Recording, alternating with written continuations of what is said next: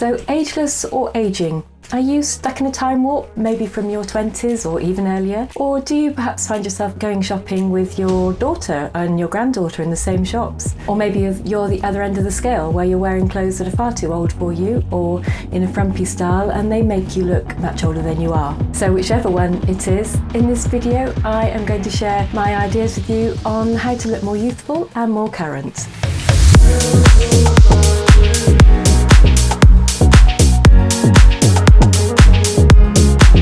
Hello, I am Elinor and welcome to my channel, Your Style Renaissance at Rich Woman magazine. I am a certified style coach and I specialise in helping women over 50 to redefine their style, and I'm going to share my expertise with you so you can have your very own style renaissance. If you're new here, I'm delighted to welcome you.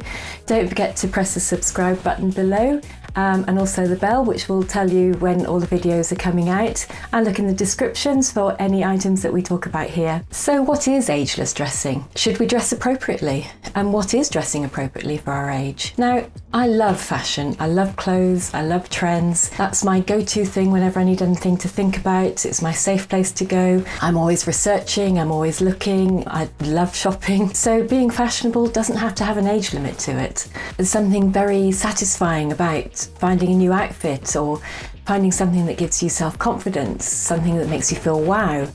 It has an incredible boost to your morale, it has a credible boost to your mindset, and clothes are a really powerful thing, so it shouldn't be age defined at all. Now, Lisa Armstrong from formerly Vogue and now The Telegraph says that being well dressed is a discipline, and it's something that should be worked on all through your life. It's a lifelong learning curve. It's not something that comes easily to most of us.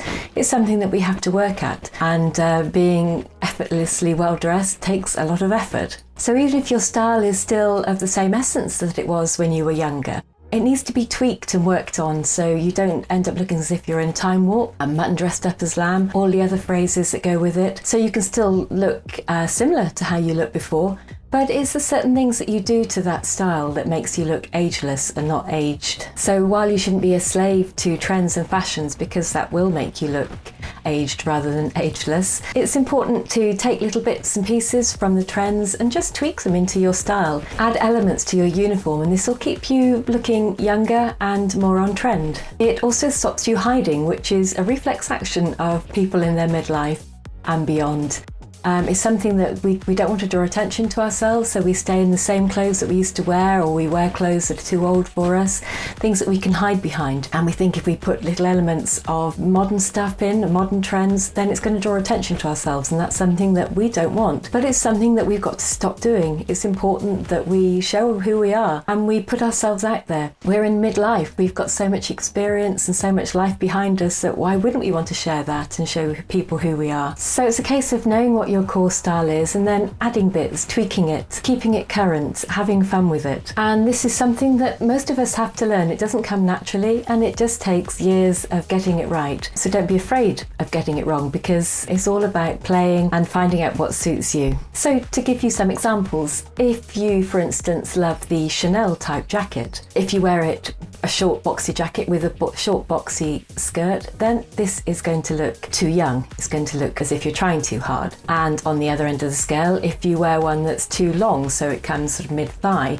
and it's shapeless, that's going to make you look aged and frumpy. But if you get one that's has a V-neck and is nipped in at the waist, or has a belt in the waist, maybe thigh length, and wear that with a midi skirt or a pair of wide leg trousers, then that will make you look ageless, and you can carry on wearing that for years and years to come. With the current trend for floral fabrics, avoid anything Laura Ashley-esque, or do you remember those 60s dresses, the shape of the 60s dresses with the great big prints on? They will make you look aged or too young. So go for a clearer silhouette and a more muted pattern on it. Black and white pattern is also a very ageless style. So keep things classical, and as I say, the silhouette Nice and simple, nice and classic. Now, animal print, don't we all love a bit of animal print? I certainly do. But never ever wear them in a baggy trousers with a baggy sweatshirt over the top. Never wear too much animal print at one time. Certainly don't wear them a tight, body conscious dress, because that will just make you look as if you're trying too hard. So if you love your animal print, then either stick to your accessories or something simple like a shirt, or a loose shirt dress in an animal print, or a midi skirt are a lovely way to go. And when you're wearing knits, coming into spring or going into autumn, we're thinking about layering up with our knits. Things to avoid are the short thigh-high knit dresses. They will just make you again look like mutton dressed up as lamb. The boxy knit sweaters that people used to wear in the 50s with the zips at the front, big no-no. And the current trend for crocheted knits is a very difficult thing to get away with when you're over 50. We did that in the 70s, don't really want to go back to that now. If you love crochet, keep it to the accessories, so maybe a handbag or a cap of some description, but avoid wearing a crocheted cardigan because that will make you look very old. If you're going for knits, again, go for classic simple lines, something with a bit of fit to it. A longer line cardigan with a belt round it is a very ageless style. And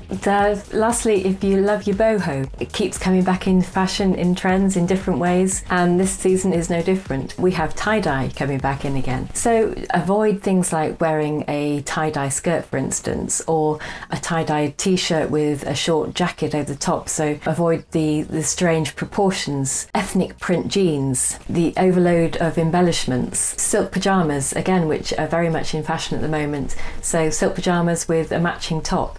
Again, things to be avoided. But if you still like your boho and you want to wear it, then just tone it down, tone the elements down, and wear it maybe with something classic. So maybe a tunic with beading on it worn over a pair of plain black trousers, or a shirt dress or a shift dress in an exotic pattern, or a long blouse over some jeans and some flat shoes. So as you can see, it's very easy to tweak your outfit, so you're still got the essence of what it is that you want to put in there. So either your style personality or a trend such as boho or classic Chanel, and just use those elements in your wardrobe, in your outfit, to create the impression without actually going too much over the top. It's going over the top that is a very aging rather than ageless style. So my 3 top tips to look ageless rather than aged is: number 1, never stop experimenting. As we've just seen, there are all sorts of ways to try out things, try out different styles without going over the top, without going all out, just adding little bits of elements here and there. So if you see a trend that you really like and you think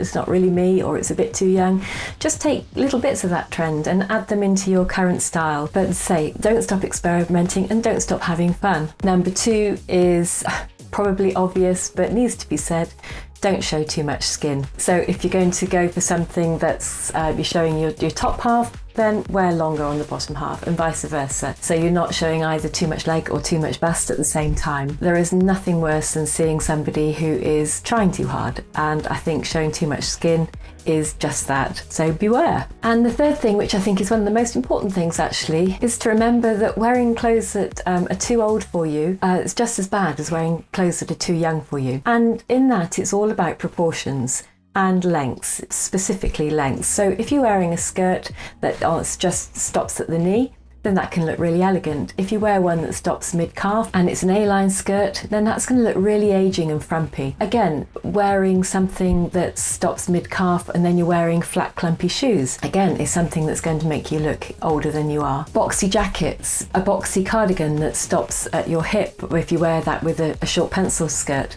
again, that can have a very aging effect. So always think about proportions. Look at yourself in the mirror really critically, not for your body shape, but just look to see how that looks on you. Is it elegant?